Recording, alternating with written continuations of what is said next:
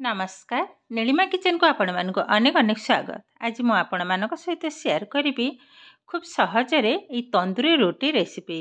रोटी तैयारी करने एकदम सहज और खाइबा बहुत सुंदर टेस्टी। तेबे भिडियोटी को स्किप न करी प्रथम रु शेष पर्यंत देखा अनुरोध।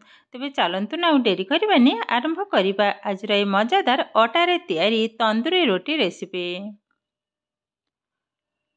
रोटी तैयारी करने मु गोटे ग्लास रे देखंतु आधा कप नहीं गरम क्षीर। एबे आधारे देदेबा गोटे टेबल स्पून चीनी पकईने। एबे देदेबा दही। दहीटा किंतु खटा हेले हबनी, नॉर्मल दहीटा ही नहीं मुझे 2 टेबल स्पून सब जाक ढाली नबा। एबे भल भाव मिसई नबा जेमती कि चीनीटा भल भाव मेल्ट हवा ही दरकार। देखो कंटिन्यू ये भाव में गोल नेबी तो चीनीटा आराम से मेल्ट हो जेहेतु क्षीरटा गरम अच्छे जल्दी ही मेल्ट हो। एबे आधारे देदेबा गोटे table spoon refine oil. Normally आमर जो तेलटा रोषे है मुझे तेल ही नहीं गोटे टेबल स्पून भल भाव में गोल नबा। एबे साइड कर नबा। गोटे बाउल नहीं गोटे कप अटा। आधारे देदेबा स्वाद अनुसार लुण एवं half table spoon baking powder. किंतु बेकिंग सोडा नुह बेकिंग पाउडर भल भाव में मिसई नबा सुखिला उपकरण को। एबे मझे टिके जगह करने। एबे जो क्षीर मिश्रण मु रखी अधा ढाली नेली। एबे गोलई नबा भल भाव में। एबे बाकी तक सब जाक ढाली नेबी। ये जदि भाग मापटा जदि ठीक हम तंदूरीटा किंतु बहुत सुंदर बनिबो। देखंतु भल भाव में गोलई नहीं आटाटा ठीक यही भाव एकदम चटचटे टाइप ही बनिबो। भल भाव 2-3 मिनिट टिके भल भाव ये भाव टिके चकटी नबा भल हम। देखंतु कंटिन्यू ये भाव चकटिया द्वारा एकदम स्मूथ बनिबो। देखंतु हाथ रे किंतु लागी हो जाउची। मुझे गोटे टेबल स्पून तेल को मत हाथ में लगे नेबी तो भल भाव चकटा किंतु रेडी हो। आग टे पोछि निए हाथटा साइड करने भल भाव।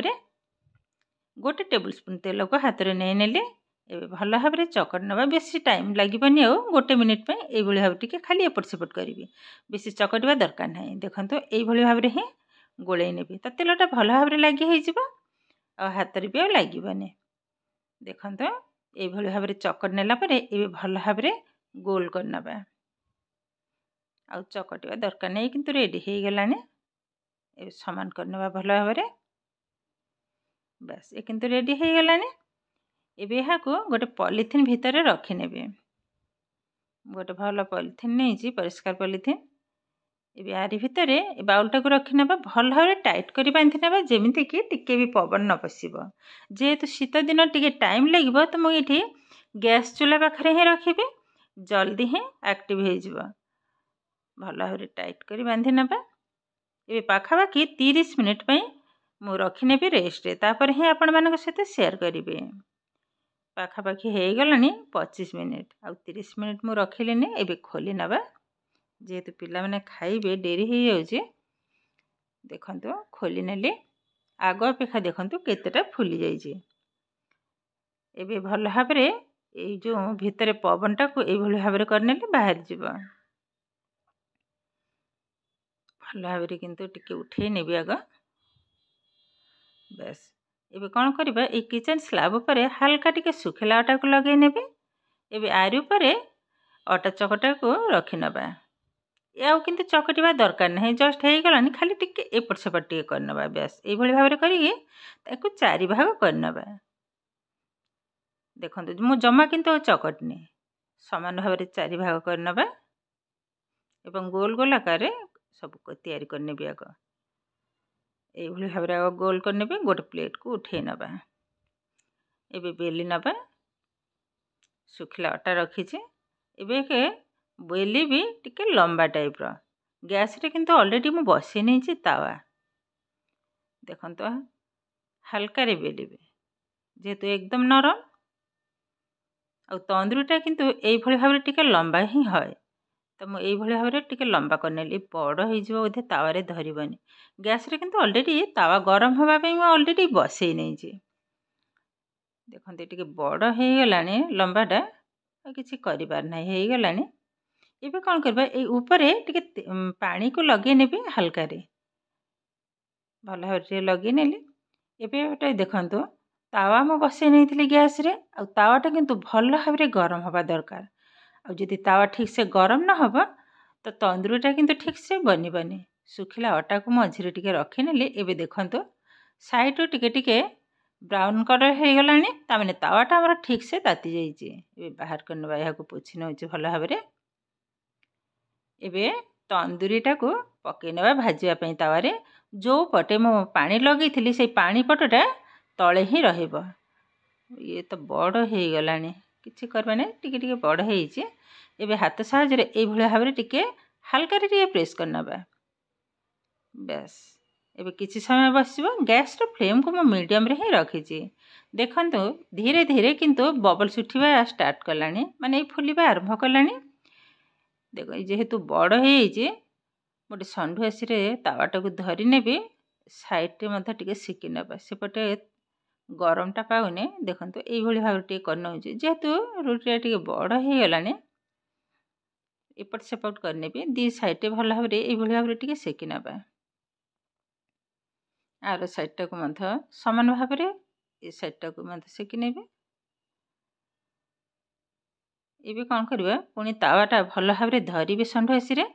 एबे ओल्टे नबा। गैस रो फ्लेम को एकदम बढ़ाई नेबी। देखंतु ऊपर साइडटा भल भाबरे सेकी नेबी। तंदूरीटा किंतु ठीक एई भली भाबरे ही बने। देखंतु भल भाबरे किंतु सेकी नेबी।